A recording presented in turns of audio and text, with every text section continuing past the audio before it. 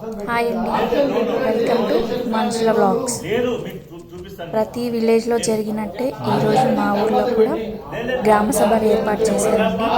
ప్రభుత్వం ఏర్పాటు చేసిన ఈ ప్రజాపాలన గ్రామ సభల్లో గవర్నమెంట్ యొక్క 6 స్కీములలో లబ్ధి పొందిన వాళ్ళు, పొందని వాళ్ళు ఉన్నారు.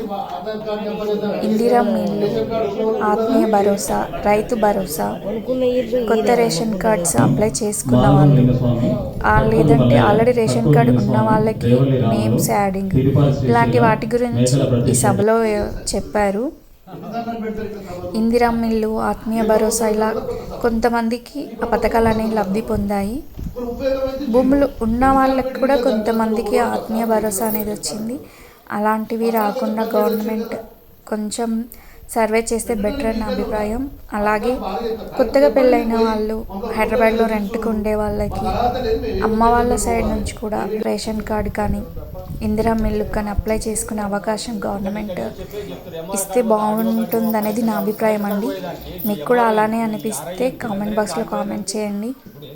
అమ్మ వాళ్ళ సైడ్ నుంచి కూడా మనం అప్లై చేసుకోవచ్చు అనే ఒక అవకాశం ఏ గవర్నమెంట్ అయినా అలాంటి అవకాశాన్ని ఏర్పాటు చేస్తే బాగుంటుంది. ఎందుకంటే ఎంతోమంది అత్తయ్య వాళ్ళు కూడా వాళ్ళ ఊర్ల సైడ్ ఏమీ లేకుండా హైదరాబాద్కి వచ్చి సెటిల్ అయిన వాళ్ళు ఉంటారు.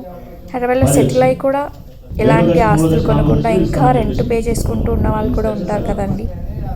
వాళ్ళ కోసం ఎటు అప్లై చేసుకోవాలో అర్థం కాని వాళ్ళు ఉంటారు, కొత్తగా పెళ్ళైన వాళ్ళు.